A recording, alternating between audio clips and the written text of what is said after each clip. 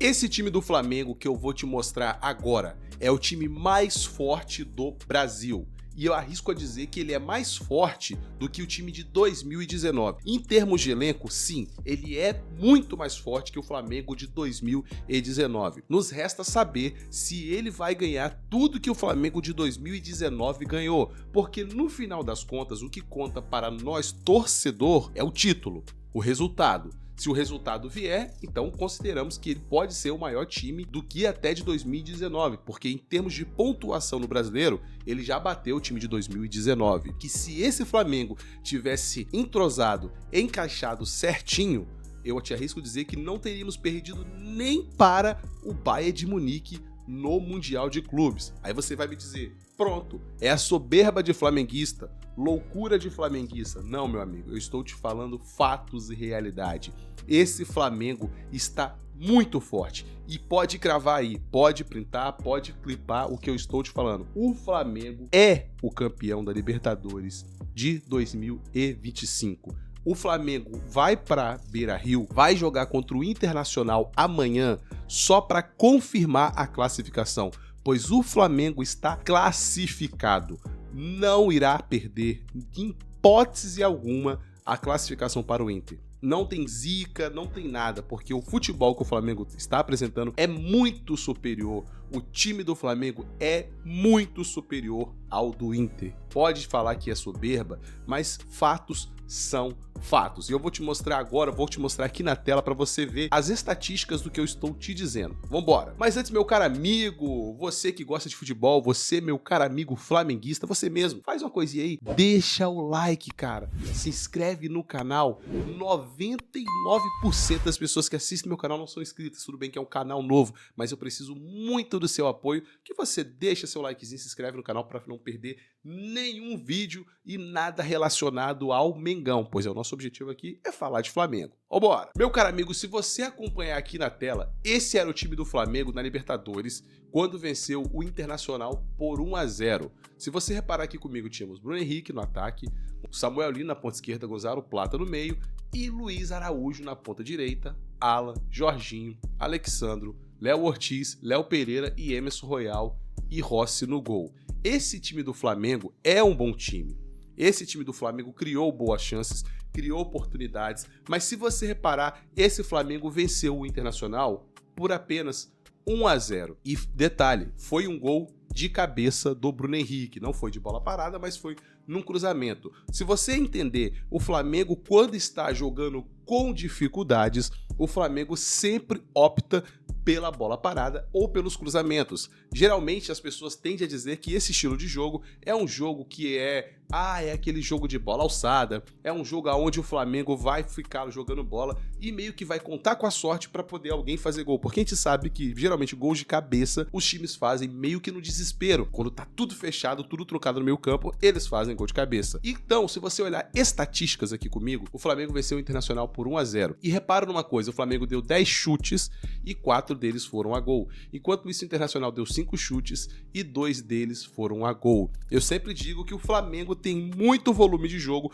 porém desperdiça muito o seu ataque. Se você olhar uma coisa aqui também, o Flamengo teve 66% de posse de bola, enquanto o Internacional teve 34% de posse de bola. Ou seja, o Flamengo amassa o time, criando um volume de jogo absurdo. Porém, isso não reflete no placar, porque como nós dissemos aqui, o Flamengo venceu apenas de 1-0 o Internacional. Mas você fala assim, bom, pelo menos venceu, mas cara, isso é um problema.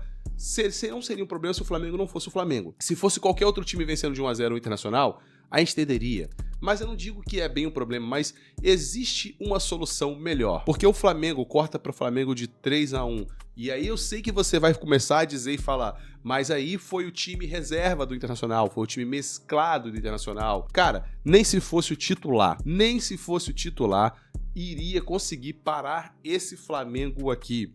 Porque existe uma coisa que o Flamengo não tinha. Existe uma coisa que eu vou te falar logo logo ao decorrer do vídeo, que o Flamengo agora tem e que vai ser impossível parar essa forma de jogo do Flamengo, cara. E eu vou te mostrar, não só vou te falar, eu vou te mostrar aqui.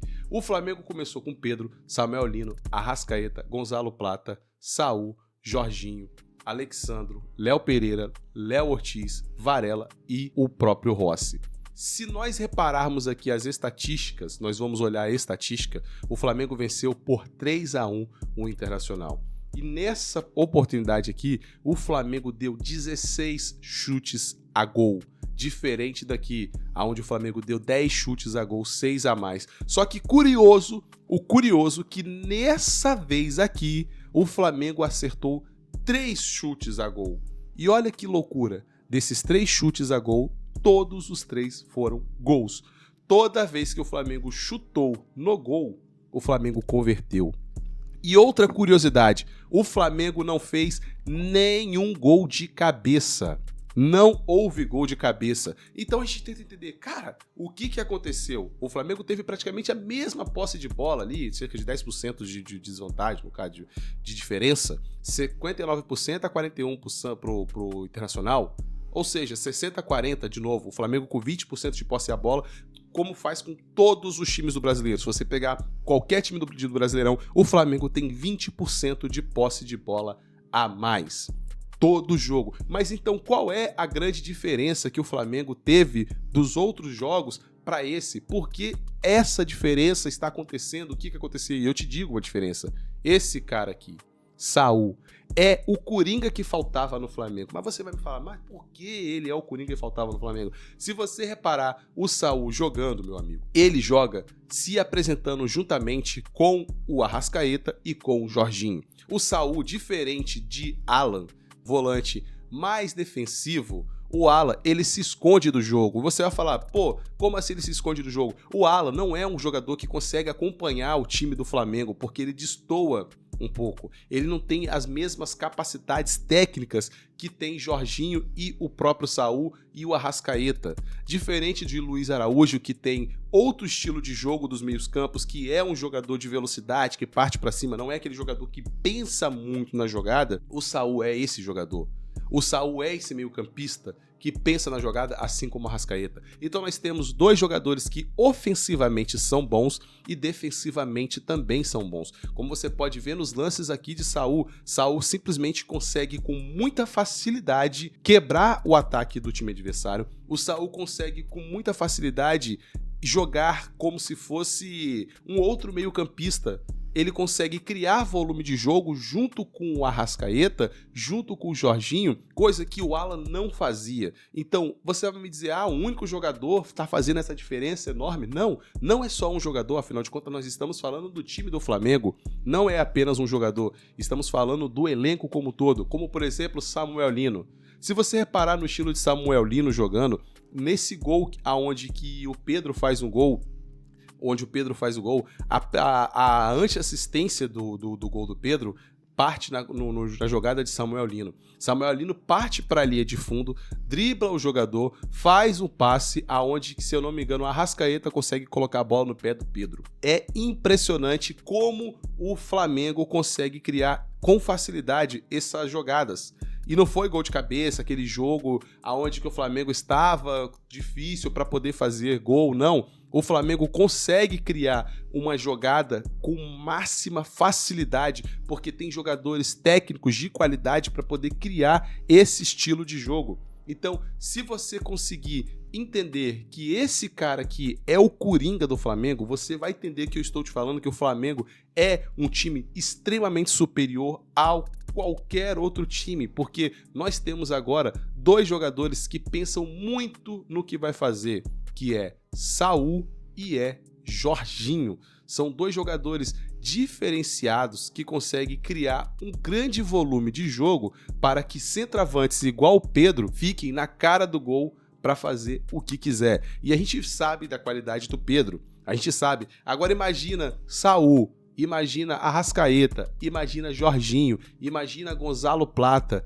Imagina Samuel Lino municiando Pedro. Mas como se não bastasse isso, o Flamengo ainda conta com outra forma de jogo, onde nós temos Gonzalo Plata indo pelo meio campo, às vezes trocando com o Arrascaeta, numa jogada individual, como o Gonzalo Plata fez o gol contra o Internacional. Fez o gol contra o Internacional, o terceiro gol. Não foi de cabeça. Novamente, foi um gol vindo do meio campo, aonde o time também do Internacional já estava um pouco meio que entregue à sorte, e o Flamengo simplesmente amassou o Internacional de uma maneira a qual o Internacional não conseguiu se recuperar. Mas não é que o Internacional não consegue se recuperar porque é um time que não tem qualidade técnica. O Internacional não consegue se recuperar porque o Flamengo impõe um estilo de jogo o qual o Internacional não consegue jogar. Não é que o Internacional é ruim para poder jogar. O Internacional não consegue jogar porque o Flamengo não deixa. Então você consegue entender a diferença de um time não ser ruim e um time ser bom e oprimir outro time impedindo dele jogar. Essa é a diferença. Então, Saul jogando como o volante que faltava para o Flamengo, ele é uma espécie de coringa, assim como o Gerson era. O Gerson fazia muito esse papel de dar apoio ao ataque, de conseguir às vezes chegar chutando de fora da área, assim como o Saul também arriscou. Ou seja, a peça que faltava para o Flamengo destruir os outros times e tratorar quem seja que aparecer pela frente, chegou. E o nome dele é Saul. Saul, meu amigo. Então saúdem o Saul e temam o Flamengo, porque o Flamengo agora, ninguém para esse time. Não tem como você conseguir bater de frente com o Flamengo e todos os outros times já estão sabendo disso. É por isso que a gente tem aqui 60% de posse de bola e 16 chutes amassando o time inimigo. É sempre assim e vai ser assim, porque esse é o estilo do Flamengo. O Flamengo, se não jogar dessa forma, não vai saber jogar. É por isso que quando você vê o Flamengo, outro time atacando, o Flamengo fica meio perdido, porque não é das configurações do Flamengo jogar sem a bola. Ficar correndo atrás do time adversário não é da característica do Flamengo. E para o time adversário conseguir impor esse estilo de jogo em cima do Flamengo, onde ele faz o Flamengo correr atrás da bola, tem que ser muito superior. E aí eu te faço a seguinte pergunta: qual o time que consegue fazer isso contra o Flamengo? Qual é o time que tem as mesmas peças ou superior à do Flamengo? E eu te respondo na pergunta que eu faço: nenhum time tem. Nenhum time consegue impor o estilo de jogo que o Flamengo impõe. Dito isso, por isso que eu fiz a primeira afirmação logo no início do vídeo, que o Flamengo já é o campeão da Libertadores de 2025. E você tem que aceitar, porque nenhum time vai conseguir bater de frente com esse esquema tático, com esses jogadores que o Flamengo tem. Eu não vejo nenhum time no Brasil, taticamente, ou com jogadores individuais para bater de frente com esse Flamengo aqui. E é por isso que eu falo para você, o Flamengo que está aqui de 2025 é mais forte que o Flamengo de 2019. O Flamengo de 2019 tinha um fator de que era um time muito forte, mas era um time muito bem treinado, porque tinha um treinador muito capacitado, que era o Jorge Jesus. Claro, não estou dizendo que o Felipe Luiz não é descapacitado, só que o que o Jorge Jesus conseguiu fazer no elenco, ele tinha o time na mão. É igual o Abel Ferreira com o Palmeiras.